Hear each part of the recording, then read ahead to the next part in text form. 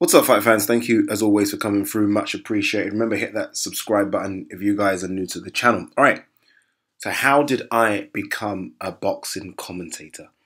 A few people have asked me, and I'm always happy to share how I got there. Because, you know, I'm more than happy to share how I got there because I think a few people, a few YouTubers, even some people on the comments, some people that leave comments, I think have potential to do more than just that. I think they have more potential than just to leave comments and to make YouTube videos. I think people have such a passion for the sport. The dream would always be, I think, to make your passion your paycheck. That's the dream, I think, for most people. I've always been a boxing fan. I'm not going to lie, I was never a hardcore boxing fan. I was what I think a lot of people call a casual boxing fan. My first true love is football. I used to play football quite well until I got injured. I used to play basketball. I've always been an active sports person. I've always loved every sport. I mean, I watch anything. I was just literally finished watching the Winter Olympics. Sport is me. Love it through and through. And I think that's the first key. You've got to love sport. And I've always have loved sport. But again, boxing was never my big thing. But I've never been a hardcore. I couldn't tell you about the guy that fought in Thailand last week. I've never been hardcore like that. My co-Box Talk founder, Ryan, was. There isn't a man alive, and I put Spencer Fearon in that category as well. A man that I know anyway that knows more about boxing than Ryan. It's just not possible. So we used to argue a lot about boxing. Friendly arguments, but we used to argue a lot. So he, without him knowing, used to make me go home and research. So I would research the shit out of things just because I knew that in a couple of days' time I'm going to see Ryan and we're going to argue about boxing.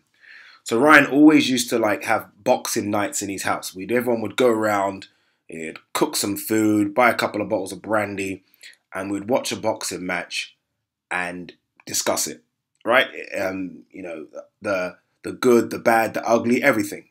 So me and Ryan, I think more Ryan, actually no, I think it was my girlfriend, soon-to-be wife, suggested that me and Ryan start recording all these conversations we're having. We both weren't anything in front of a camera, didn't know what we were doing. So I had a warehouse. I used to sell furniture. My wife now still does it. We used to sell furniture at a warehouse in Bermondsey. So we used to take my MacBook, to that warehouse in Bermondsey. Bear in mind, we both live in Stratford. So those are people that don't know Stratford to Bermondsey. It's about what? Half an hour, 45-minute drive? About half an hour. So we used to go there and record. Right, our first video was steroids in boxing. That was what, 4.5, 5 years ago, and I think it got a couple of hundred views. But we were stoked, right? I mean, it was wow, we had some sort of an audience. People said we were refreshing. We definitely needed tightening up, but we were okay. We're happy with what we got. So we started doing more videos and more videos, and I think every time we went to the warehouse, we were probably recording 5 or 6 videos at a time, just on any subject. We weren't really doing what I kind of do now on my channel, which is talk about something that's just immediately happened. We're just talking about whatever we wanted to talk about, mythical matchups, whatever. Anyway, let me kind of fast forward the story a little bit. So eventually, Ryan bought a camera. I remember Ryan got a camera. We didn't have a mic yet. We didn't have a Rode mic. That's what everyone uses now. But Ryan bought a camera, and we kind of found the details of the press officer for Matchroom and for Box Nation. So it was, I can't remember who it was now, Anthony Lever, I think, and something Maynard, I can't remember. So we got on their press list. Not enough yet to get to the fights, but we got on their press list to the point where we were at least being told where the press conferences were.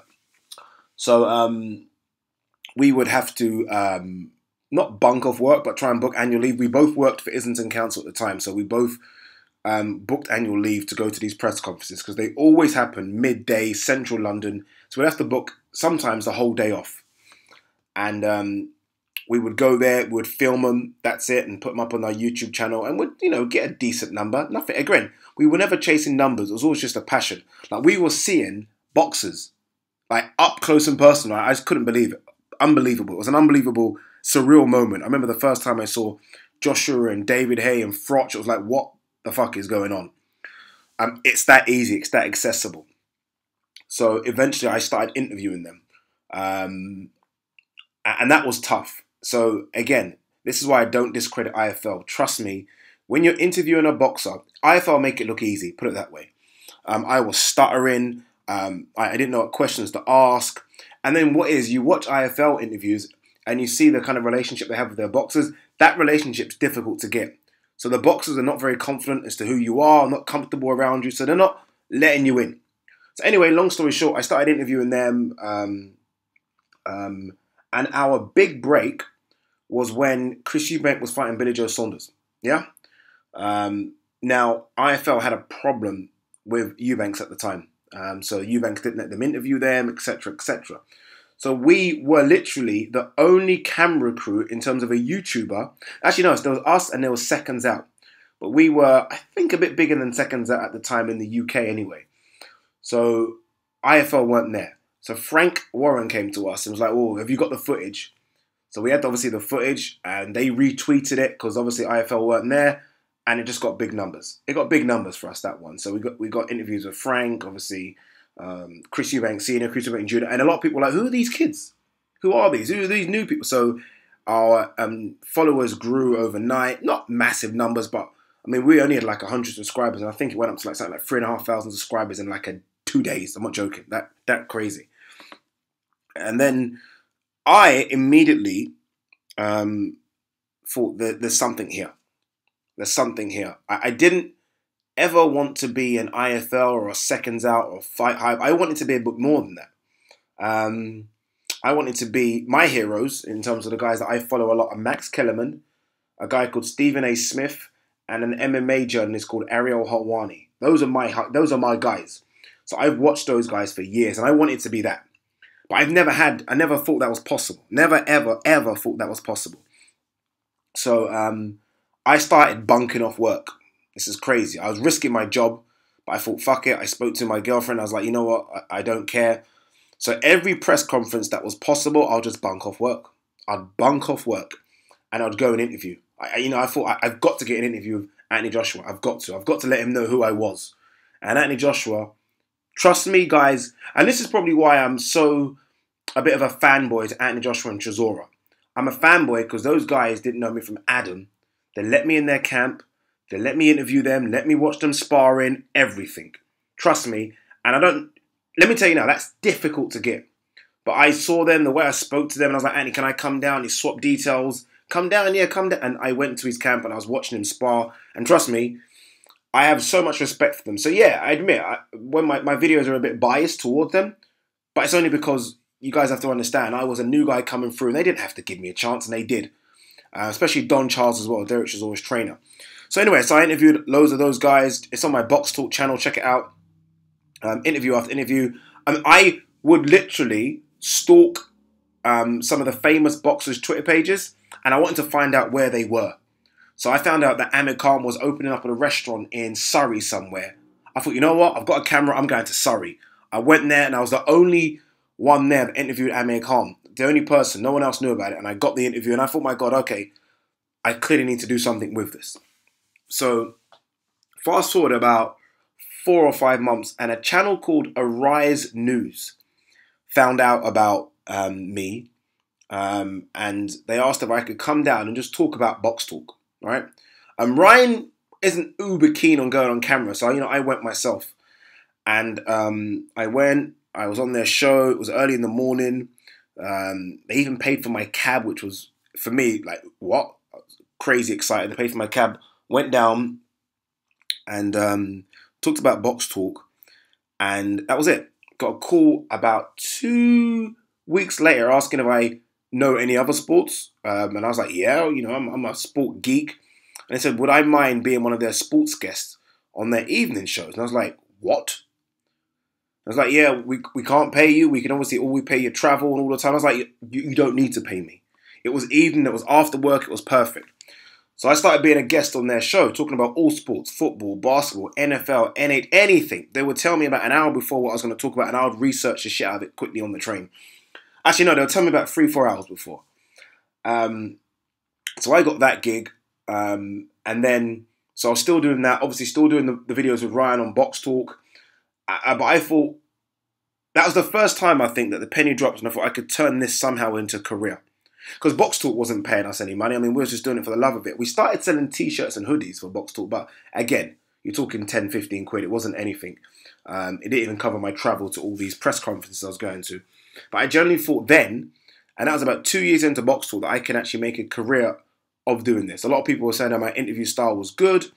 And I thought, you know, I'm not a professional journalist, but, you know, if there's an opportunity here, let's do it. So I got another job with a company called TRT World, which is basically Turkish television.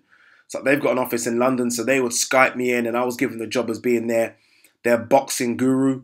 So anything boxing or MMA, they'd call me up. I'd go to their studios, they'd pay me. I'm not going to say how much, but they'd pay me a decent amount every time I'd go in, straight to my account.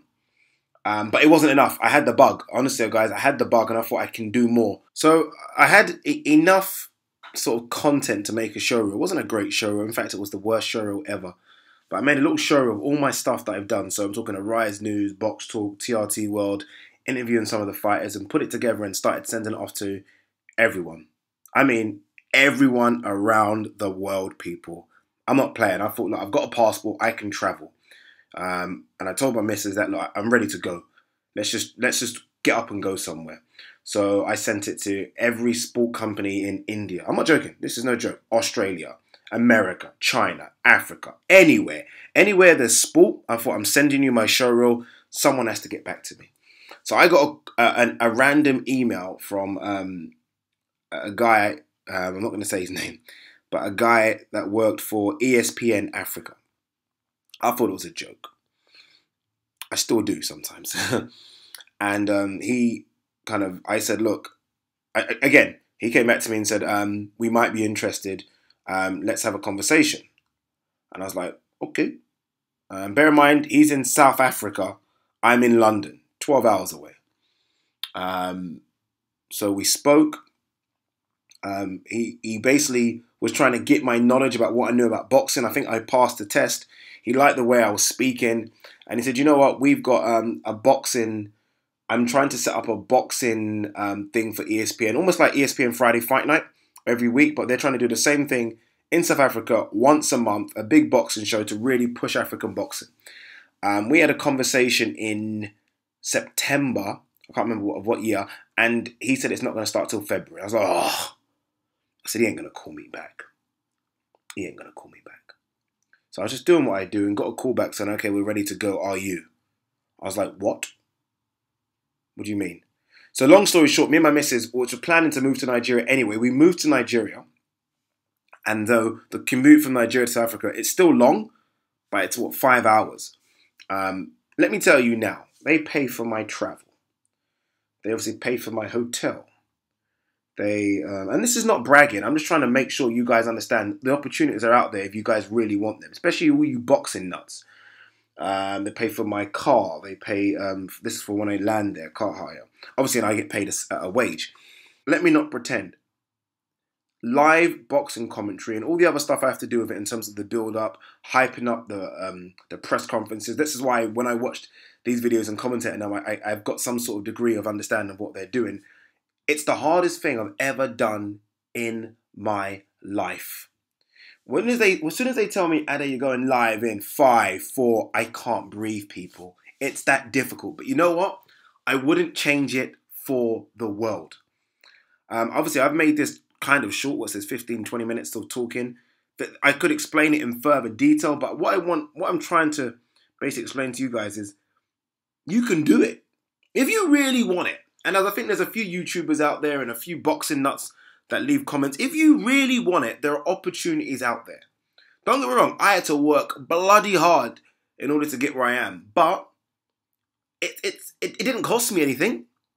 You know, the press conferences and the press passes were all free all the time from Eddie and Frank. And they gave me an opportunity.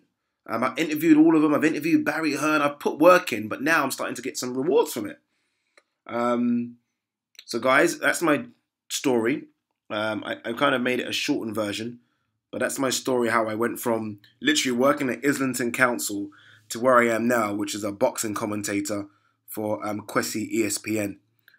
It can happen. The dream can happen, people, but you just got to put work in. Anyway, peace.